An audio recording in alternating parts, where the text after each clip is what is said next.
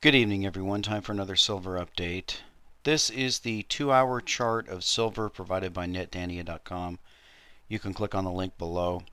A couple of things I've outlined on this chart, a couple of trend lines. This lower trend line is projecting a 30 price if this correction continues and it becomes extreme. We seem to be very weak here still. The original trend line that we broke is right here, and that was the basis. There's also this trend line here. That was the original one that I based a big drop on, predicting a fall below that. Now, you can see, though, that the MACD is reaching a fairly significant short-term oversold position that actually goes below the oversold position that we reached back in early July. So that is bullish if we aren't rolled over. If we turn around and go up, then of course we've really only corrected back really only a quarter or so of this move. We're talking a move of about let's say $28.50 to about $35. We've pulled back just a couple of bucks, maybe $2.50. So a quarter to a third of the move retraced, but the MACD completely reset. You can see where we broke out. We're significantly below that. Does that mean we can't go lower? No, it doesn't, but it does mean that if we go higher, we're actually rallying from a very strong point as far as being reset. Now, I want to jump over to the AGQ that we've been watching. You can see we had a 44.3% gain today alone, and we're now at a price of $570 on that AGQ November 2012 56 put. So for those of you who pick some of those up just for play money, you're up about from 3 to 310 to now to 560 to 580. If we continue, then it's going to start to move closer to 1 for 1 as we get farther into the money. We're already in the money, and it will become just a rapid increase if we get that. Of course, remember, this is a leveraged ETF, and you also have the downside, the built-in downside action. So even if you get sideways movement in the price, you get a decay in that. So once you're in the money, then you may just decide to hang on unless you're expecting a big bounce in the price of silver. Of course, a lot of people, once they've doubled their money, turn around and just buy physical silver. And we're going to look at some physical silver in a bit because, of course, the main thing if you're a stacker you're looking for on these pullbacks is stacking opportunities. But let's get over to the questions of the night. And the first question is from Bob Bullion, and that is health. Hello, Brother John. I remember a while back we were very concerned about your health situation you had. I was wondering how your new diet is going. All the best, Bob Bullion. Well, I've definitely changed my diet. This isn't a health channel, although at some point I would like to do one, but I don't have time right now.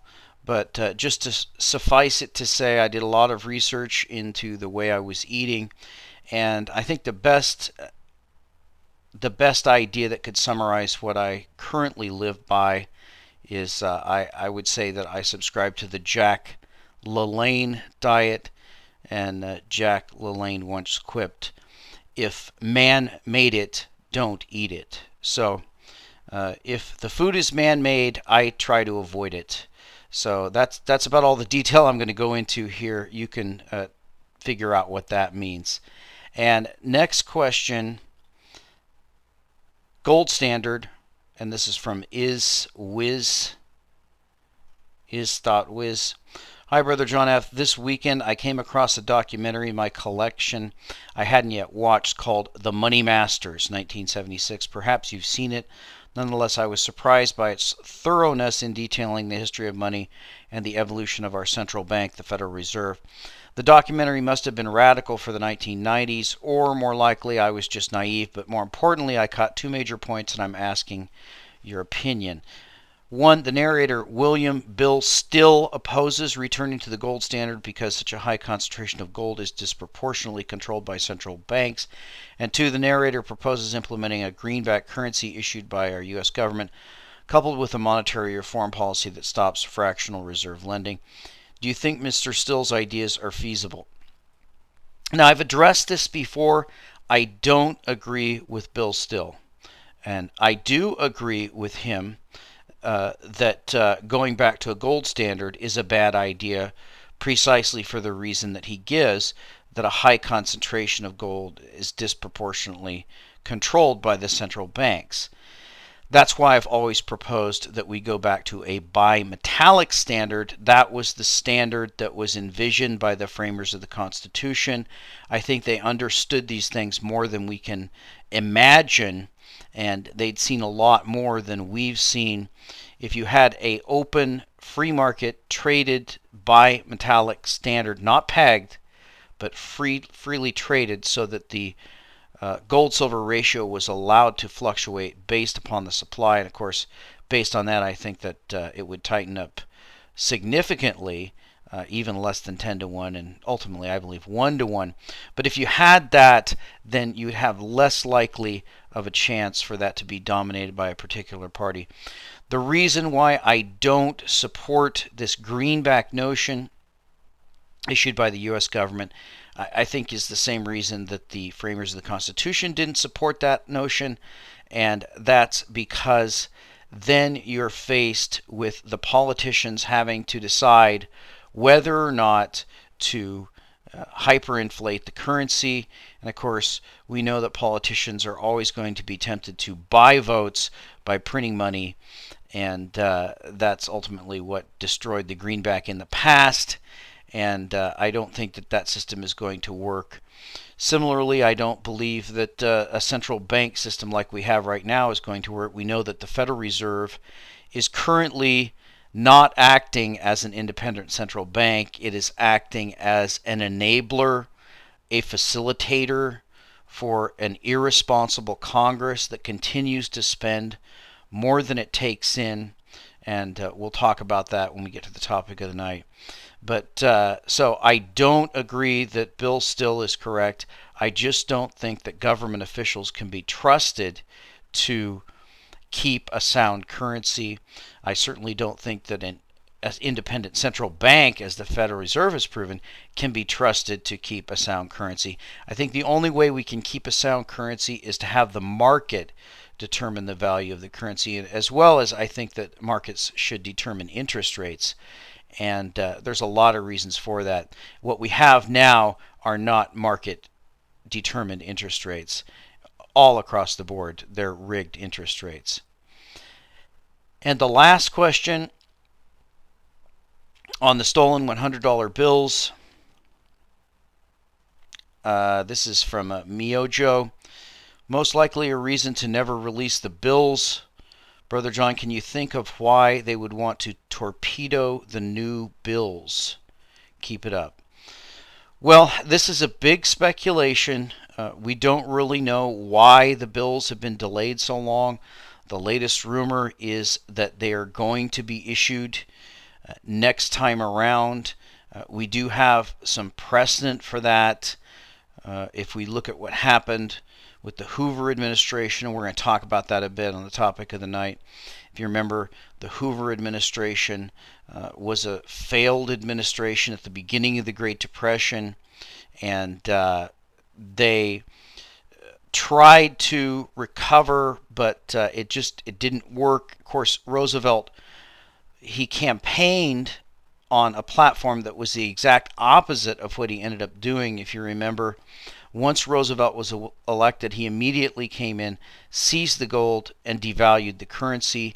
Will that pattern repeat, or is there something else behind that? We'll just have to wait and see. So let's get to the main topic of the night before we go and look at some silver. I wanted to clarify, first of all, before we get to this, while we're looking at this chart from Zero Hedge, my criticism last night, now my criticism of Biden in the debate was just about, my only criticism of Biden was, of course, his style, and in my opinion, it was very unprofessional. I think that Paul Ryan was much more professional. But as far as the substance of the criticism, it wasn't a criticism of Biden. It was actually a criticism, it was a criticism of Matt Taibbi's deceptive Rolling Stone article, but primarily it was a criticism of Ryan in that Ryan didn't make the case. Now, it's not that I believe that the Republican Party is a party of spending cuts and the Democrats are a party of profligate spending. It's pretty clear from the Bush administration, and I've pointed this out if you watch my most recent interview with Jim of the Tea Party. I'm sorry, I didn't remember his channel. The Tea Party is dead. And if you look at that interview, I talk about how the Republican Party is the war party. Any kind of spending for war is good. Doesn't matter, as Dick Cheney famously quipped, deficits don't matter. Certainly don't matter if you're spending on war. And then the Democrats are the welfare party. Now, these are just generalizations, of course. This Democratic administration has been one of the biggest warmonger administrations for a long time, but for some reason that doesn't seem to stick. But so my criticism was of Paul Ryan, and the primary criticism is that he doesn't make the case. And this chart here is a perfect example. This came out today on Zero Hedge. This is U.S. average hourly earnings, total private percentage change from a year ago, and you can see the decline that began actually started during the Bush administration. We had a little bit of a spike up and we had the financial crisis. And this has continued down all the way through the entire Obama administration. Now, if you look at the Bush administration, we had the dot-com bubble, and then we had the decline and the recession, the Iraq War, and then we had a rally. By the time we reached that election, we were somewhere 50% recovered. We were up to 3% or so on that number. We're now down to almost 1%. There's absolutely no recovery in this number whatsoever. So this is another chart, and this is another reason that I will criticize Paul Ryan, not as much Mitt Romney, because Mitt Romney isn't known to be, he doesn't propose being a budget cutter, a fiscal conservative. That's what Ryan's big calling card is. And so my criticism of Ryan is that if you can't make the case that this administration is a failed administration as far as economics goes, and I've shown you the rise in food stamp participation, I've shown you the decrease in the labor force participation rate, and now you can see here the straight decline in hourly earnings, as we know from Shadow Stats and others that the price of food and everything else is going up. Fuel, I believe the price of gas is at least double or more from when Obama took office. So this is an absolutely dismal economic record that President Obama has. One of the worst in history, certainly rivaling Herbert Hoover, who was thrown out of office after one term. And if the Republicans can't make the case, I'm not even talking about what they're going to do or what they're proposing. If they cannot make a case, and specifically Paul Ryan can't make it, which he didn't make the case in the debate, if they can't make that case, then they certainly do not deserve to be elected, because the case is so easy to make. I just can't believe they can't do it. So to summarize again, my criticism is not of Joe Biden. My criticism is of Paul Ryan and his failure to make the case that the Obama administration, by all the economic numbers you can look at, is clearly the second Hoover administration, and just on that basis alone does not deserve a second term. Now, let's look at some silver here. I've chosen to look at the Dragon series because that's one that I covered. As you know, I often try to cover semi-numismatic plays. That's not, a lot of people aren't interested in those, But I wanted to cover that because I think it's interesting. First of all, we'll start off with the eBay pricing on these. Now, this is completed auctions. You have to be very careful. If you don't have the green box down here, then this auction didn't complete. So you have to scroll down to check and see what was completed. Of course, this one is the 1 ounce, but it's colorized, so we're going to disregard that. And here's your 1 ounce. We're going for 72, 76. We'll skip that one. Here's a 1 ounce. Let's see. Here's a 2 ounce for $92. If you remember, I covered the 2 ouncers. I believe I covered the ones I bought. They were $64 at the time. I think silver was around 28 or something. The half ounces were also something I covered. Here's another 2 ouncer, $86. Here's another 2 ouncer, $87. Not a lot of 1 ouncers, not a lot of half ouncers. Here's a 1 ounce, 76. Here's another 1 ounce, 76. And here's another one. So for the 1 ounce, we seem to be staying above $70. People are able to sell those on eBay. Here's one that went below that at 67. Here's another 1 ounce at 77. Here's a 2 ounce at 95. So you get the idea. The half ounce are going for, here's one that went for $60. And the half ounce appear to be very rare. I don't know if the Perth Mint's going to come out and issue more. But let's look at some of the availability of these. So the first site I'm going to go to is Provident. And the one that jumps out at me here, you can see we've got the 2 ouncers at 87. That's pretty high. We've got the 1 ouncers at $74.99. That hasn't come down. If you remember, APMEX bought a boatload of those and never really came down. Actually, they have now. We're going to see that next. But this one's going to be the big anomaly here. This is a little bit more than I bought my half ouncers for. I think I bought them for 22. But actually, this is at $21.92. So you can still get in this game. Now, I'll tell you right now, you can check APMEX and Gainesville, and I've looked every place else that I can find them. If you can find them, let me know. This is the only place I can see these half-ounce dragons available. Yes, that's going to be about $46 an ounce, and that's significantly above. But again, that's going to be kind of a gambler's play. Now, over to APMEX.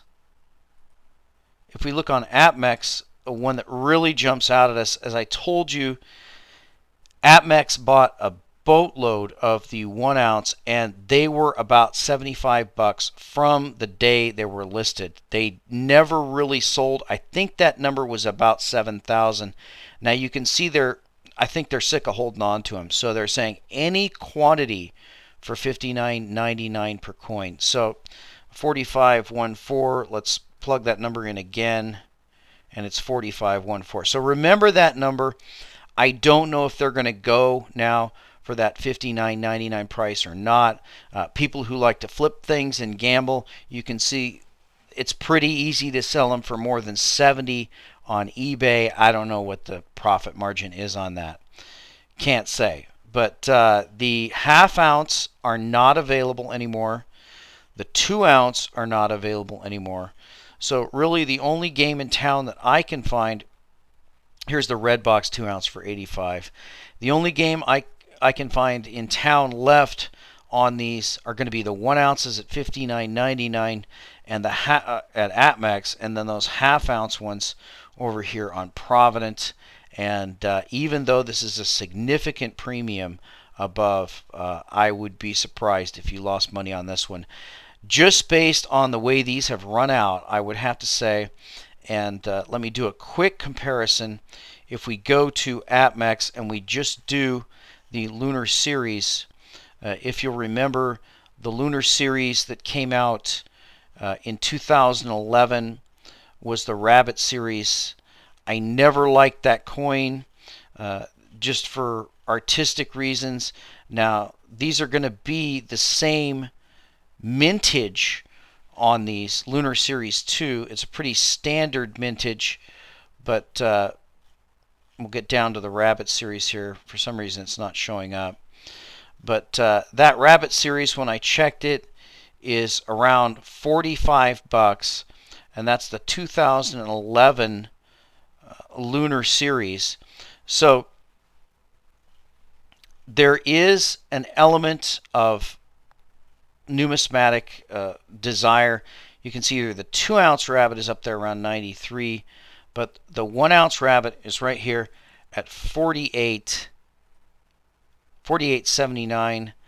Again, I just never really liked the coin. The half-ounce is 40 bucks, so. And then the Tigers, of course, that was one of my favorite. And they're still very expensive. They're up around $80. I don't think those will ever come down. The half-ounce is around 60 bucks. I think if you check them on eBay, you're going to find similar prices. So just a few interesting thoughts about some of those that are available. The last one I want to cover is going to be the Canadian Antelope series. Now, I was a little bit surprised on this with the availability left. The Antelope, I don't know how many times APMEX orders those. I also don't know if they hold back on their availability. I just don't have that information, but you can see there's only 888 left of the Antelope series in stock, and we're getting a price of about $36.28. I think that the Provident price, or perhaps it was Gainesville, I think I saw a $35 price on those. So that may be a winner. You can see it's going to be 1 million coins. And again, I don't like the RCM as much. They haven't dealt with the milk spot issue, and they come in a 25 coin roll that's kind of loose and jangly. So by far, I favor the Perth Mint issue, but this Antelope is a potential winner. We'll just have to wait and see. So if you think we're going to get a bounce here, this might be an opportunity for you to stack more. If you think we're going to go down and test this line or even lower, you might want to hold off, but you might let the market might get away from you, so you have to keep a close eye on it. And we'll talk to you next time.